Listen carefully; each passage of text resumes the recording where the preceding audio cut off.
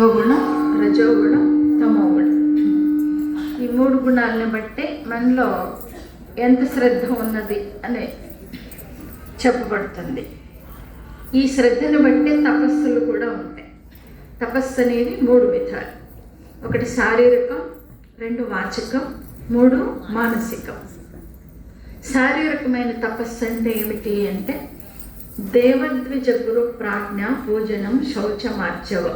అంటే దేవతలు, ద్విజులు, బ్రాహ్మణోత్తములు, గురువులు, ప్రాజ్ఞులు అంటే పండితులు, పూజనం వీళ్ళందరినీ కూడా ఆయా సందర్భాల్లో పూజించుకోవడం, గౌరవించుకోవడం, శౌచం ఆచార అనుష్ఠానాలు పాటించడం, ఆర్జవం రుజువైన నడవడిక కలిగి ఉండటం, బ్రహ్మచర్యాన్ని పాటించడం, అహింస కలిగి ఉండటం, ఇవన్నీ కూడా శారీరకమైన తపస్సు అని చెప్పబడుతుంది.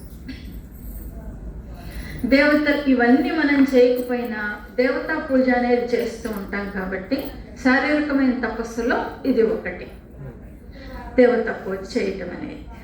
తర్వాత 2వది వాచిక తపస్సు. వాచిక తపస్సు అంటే అనుద్వేగకరం వాక్యం, అంటే మన మాట అనేది సౌమ్యంగా ఉండటం, మృదువుగా ఉండటం, సత్యమైనదై ఉండటం, అది కూడా ప్రియమైనది. సత్యమైన మాట అయినా ప్రియంగా ఉండాలి.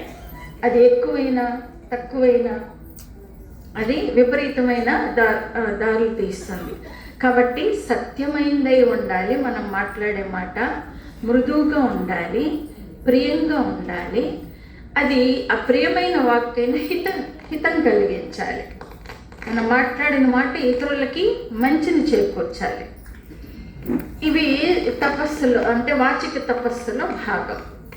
అలాగే స్వాధ్యాయం. స్వాధ్యాయం అంటే శాస్త్రాన్ని నిరంతరం అధ్యయనం చేయటం.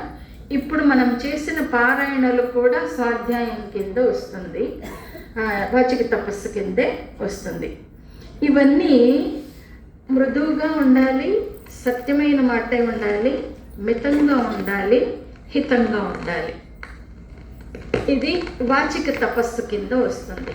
ఇలాంటి మాటలు మాట్లాడాలి అంటే ఎప్పుడు సాధ్యం, ఎవరికి సాధ్యం అంటే నిరంతరము ఈ పారాయణలు, లలితా సహస్రనామం కానీ, విష్ణు సహస్రనామం కానీ, భగవద్గీత కానీ, ఇలాంటి స్తోత్ర పారాయణలు నిరంతరం చేస్తూ ఉన్నప్పుడు వాక్ శుద్ధి అవుతుంది, వాక్కు మధురత్వం అలవడుతుంది, సత్యం అలవడుతుంది. ఆ ఉద్దేశంతో చేయాలి. ఏదో కాలక్షేపం కొద్ది చేసామనుకోండి ఏ ఉపయోగం ఉండదు ఆ పారాయణల వల్ల. అందుకే చాలామంది తప్పు పట్టడం అందుకనే. అన్నీ చేస్తూనే ఉంటారు, చదువుతూనే ఉంటారు, ఏమాత్రం మార్పు రాదు వినిపిస్తుంటాయి కదా మనకు ఆ మాటలు.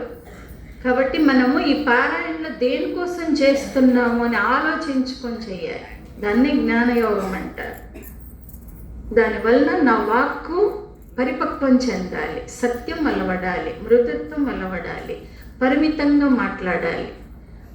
అది అలవడాలి మన వాక్కుకి. దీన్నే వాక్కు రూపమైన తపస్సు అంటారు. తర్వాత మానసిక తపస్సు. మానసిక తపస్సు అంటే మనః ప్రసాదం, సౌమ్యత్వం, మౌనం, ఆత్మ వినిగ్రహం, భావ సంశుద్ధి. మనస్సుని ప్రసన్నంగా ఉంచుకోవటం, పవిత్రమైన ఆలోచనలతో నింపడం. మనం ఎంత వద్దు అనుకున్నప్పటికీ ఎక్కడో చోటు తిరుగుతూ ఉంటాం, ఎక్కడో ఒకరి నుండి అపవిత్రమైన మాటలు వినాల్సి ఉంటుంది. అప్పుడు మనస్సంతా ఆ భావాలతో నిండిపోవచ్చు. అప్పుడు మన మనసు కూడా అపవిత్రం అవుతుంది. ఒక్కొక్కసారి మనకే అపవిత్రమైన ఆలోచనలు రావచ్చు, మనస్సంతా ఖరాబ్ అవుతుంది. కాబట్టి శరీరానికి మురికి పడితే స్నానం చేస్తే శుద్ధి అవుతుంది. ఈ మనసు పట్టిన మురికి ఎలా వదులుతుంది? పవిత్రమైన ఆలోచనలు. పవిత్రమైన ఆలోచనలు అంటే ఒకటే, నామస్మరణ. అపవిత్రమైన ఆలోచన వచ్చింది అని మనకి ఎప్పుడైతే తెలిసిందో వెంటనే మనమే పరిశీలించుకొని ఏకాంతంలోకి వెళ్ళిపోయి నామస్మరణ చేసుకోవాలి. అప్పుడే మనసు శుద్ధి అయిపోతుంది.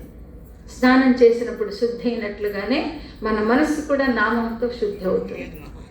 ఇలా ఈ ప్రకారంగా పవిత్రమైన ఆలోచనలు కలిగి మనస్సుని నిగ్రహంలో ఎప్పటికప్పుడు అపవిత్రమైన భావాలు వస్తూ ఉన్నప్పుడు ఆత్మ వినిగ్రహ, మనల్ని మనం నిగ్రహించుకోగలగాలి. ఆ నేర్పు ఎప్పుడు వస్తుంది అంటే గురుముఖంగా శాస్త్రాన్ని అధ్యయనం చేసినప్పుడు, వారి సాన్నిధ్యంలో అప్పుడప్పుడు వెళ్ళి గడుపుతూ ఉన్నప్పుడు మనకు అవి కలుగుతాయి, ఆలోచనలు అనేవి కలుగుతాయి. చిచి అలా ఆలోచించకూడదు, అలా మాట్లాడకూడదు, అలా చేయకూడదు, ఎప్పుడొకప్పుడు ఆలోచన వస్తుంది గురు సాన్నిధ్యంలో మనం ఉంటూ ఉన్నప్పుడు. ఇది మానసికమైన తపస్సు. ఈ 3 రకాలైనటువంటి తపస్సుని సాత్వికులు ఒక రకంగా చేస్తారు, రజోగుణస్థులు ఇంకో రకంగా చేస్తారు, తమో గుణస్థులు మరోలా చేస్తారు.